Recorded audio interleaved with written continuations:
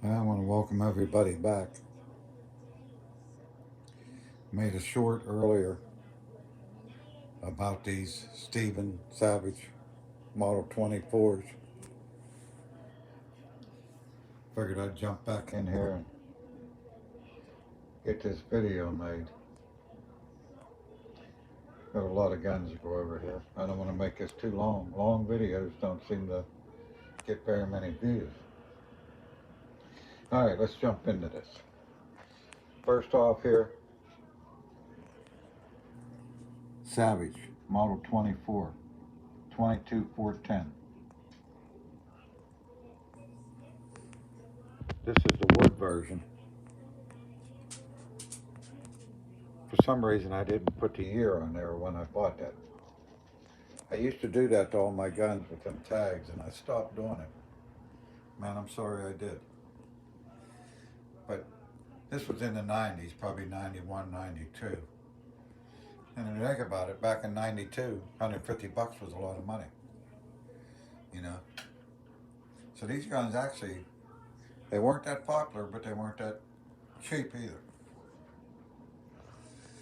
It's got a 22 long rifle on the top, 410 on the bottom. You got a selector switch right here. It's going to change it from one to the other. Regular breakdown like a shotgun. Second one is actually a Savage, I believe. No, Stevens. Stevens 22 410, $150. Like I say, that was probably back in 91 or 92.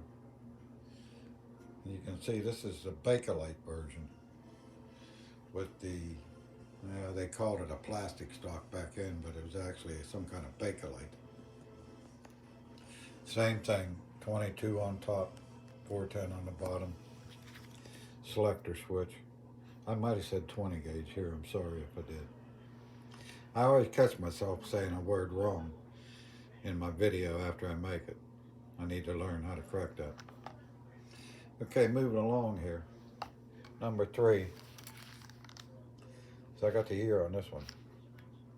1992. Savage. This is a Savage here. This is a 22 20 gauge. And if you look here, I paid $60 for this rifle. As you can see, they used to say 60. Then I paid a guy 40 bucks to do the wood. When I bought this gun, it was painted. Somebody camoed it.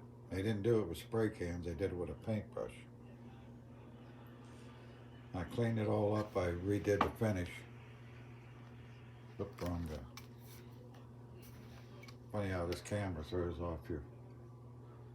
I cleaned it up and redid, I think I just redid the barrels, I didn't redo the receiver. I can't find a butt plate to fit this gun. Years and years I've been looking for a butt plate to fit this particular gun. Like again, like I say, this is 22 on top and 20 gauge on the bottom. Bought in 1992. And if you see, this has a side breakdown lever. And to change from top barrel to bottom barrel is on the trigger. Or the hammer, excuse me. I always get them hammers and triggers mixed up. Okay, we're going to move on here to this silver receiver model, which is actually the, it's probably on here.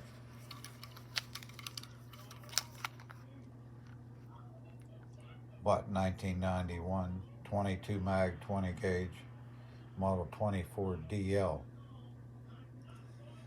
I'm trying to think of what that LW stands for.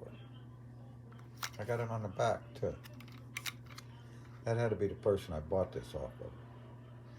Now you think about it, back in 1991, 250 bucks would buy you a couple of nice guns. So like I say, them weren't really cheap. And what did we say, that was 22 mag, 20 gauge, right? Yeah, 22 mag on top, 20 gauge on the bottom. Selector for which they actually went from the side on this one and the side on this one for the top or lower barrel. This one's on.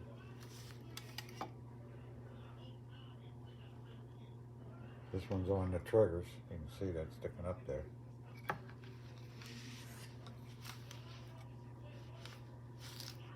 This one put it on the opposite side. These were the sought after ones back in the day with the silver receivers. Okay, the next one. When these got a little newer, for some reason you'll notice if I hold this up, you can see in between the barrels.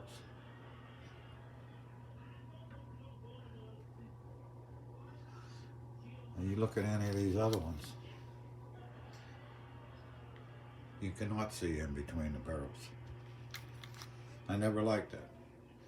I bought this one, I don't know why, it must have been. For some reason I stopped putting, if you notice there's no stickers on these. So I'm kind of lost of when I got them and what I paid for them. But this one is actually 222 Remington on top, rifle cartridge, and 20 gauge on the bottom. So this moves you up a little bit from your 22 and your 22 mag. Like I say, you got the 222 Remington on top, 20 gauge on the bottom, selector switch on the hammer right here. Break opens back again like a shotgun, same on these. Trouble they had with these breakdowns, I had several of these in single shots. When you'd pull the trigger and it'd kick, you'd hit that. That would actually hit your hand right there as you shot it. The gun would break open, the shell would eject out and hit you right in the face. Hit you right in the forehead, right between the eyes. You know how many people I let shoot that gun that did the same thing. You know, shell come out and hit them right between the eyes. On a shotgun shell, not a 22. I don't think these guns actually eject it out. I think it takes it out so far you gotta pull it out. All right, that gets us to our last one here. This is actually a 30-30-20 gauge. 30-30 on the bottom, or on the top, 20 gauge on the bottom. This thing got like a 18-inch barrel. I don't know if somebody cut that down or what they did. But if they did a nice job.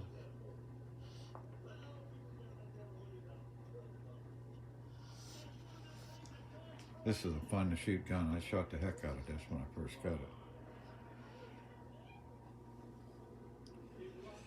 I cannot tell you the year I bought this, but I know I paid $75 for it. About broke the guy's arm paying him. What's nice about this gun, you can stand with this gun and leave it hang down by your side and the barrel don't hit the ground. And it's real accurate. I mean, at 100 yards, you'll bust a beer bottle every time. Open sights, I can't really complain about that for that shorter barrel. It's actually a shame if somebody cut that down. That's the only one with a rubber butt plate too. Like I say, I bought butt plates for this gun and they didn't fit. I've been through all my butt plates. I think I'm gonna end up making one is what I'm gonna do. But I just stuck her back and it's been setting. These are the first time these guns have been out probably since the 90s. I don't know what their value is today, but probably a heck of a lot more. LW. LW. I don't know what that would stand for. Or why I would have put that. I had boxes of these car tags. I have a lot of guns that these are marked and a lot that aren't. Back in the early 90s, I marked all of them. Then I got out of the habit for some reason. It's kind of handy now to know. I had a big old notebook I wrote them all down in, and what I paid for them too, and all the serial numbers that I haven't redone since 2011. So there's probably a lot of guns I own that aren't on there.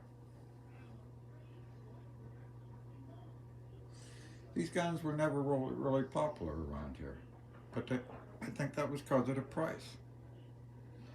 You know, you could buy a single shot shotgun for 30, 40 bucks and a 22 rifle for 40, 50 bucks. So, you know, for 100 bucks, you could have, you know, you couldn't carry them both at the same time and hunt like you could these, but I think the price just drove everybody away.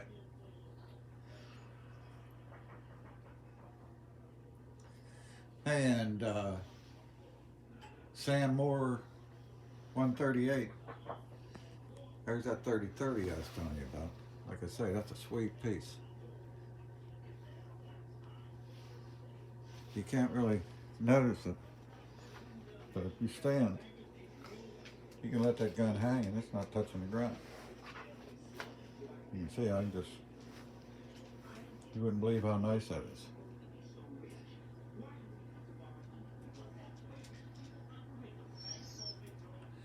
Sort of like the same sights as a 10-22 Ruger.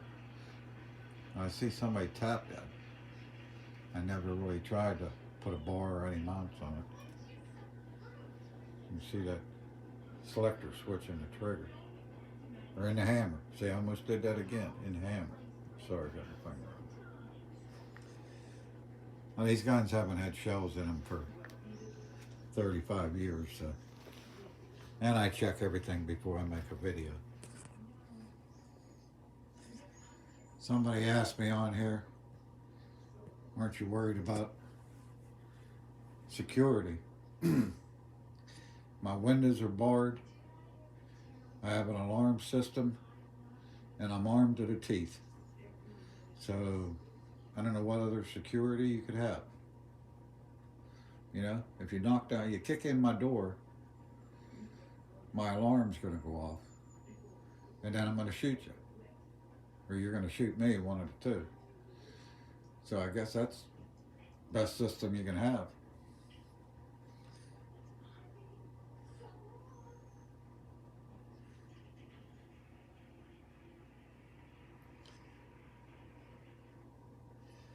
Okay, well, this video is getting a little long. I like to keep them under 15 minutes or people lose interest. I'm going to post this here in a couple hours. Trying to figure out the right time to post these videos to get the most views. I can post a beautiful short and it only get 80 views.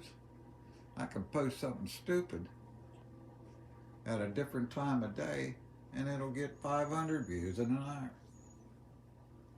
I just haven't figured this system out yet. It's some pretty looking wood, huh? You'd have seen that gun the day I bought it.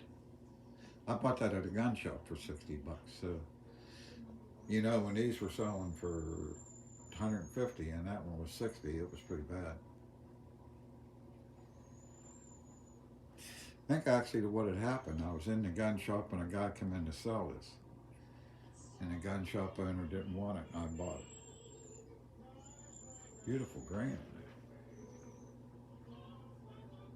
We had to unfortunately do some sanding, which we don't usually do. Somebody scuffed this whole thing up with like 80 grit sandpaper and then painted it. We stripped the paint off, the wood looked terrible. That left some kind of sharp spots there, see, right there. You gotta watch that when you mess with these old shotguns. Don't do no sanding up there if you don't have to. Beautiful grain. At least my blood pressure ain't up, my ring crooked. As long as my ring's crooked on my finger, I know my blood pressure ain't high. Alright, well, I hope everybody enjoyed the video. I'm rambling on. That's my story and I'm sticking to it. Hey Sam, I hope you liked the video. I never heard of a 42 over and under called a snake charmer. And like I say, these are 24s, not 42s. But I'm gonna look into that snake charmer that you're talking about because who knows what they did with them after I bought mine. So I'm gonna study that a little bit. I'll let you know what I find out. Everybody have a good day. That's my story, and I'm sticking to it.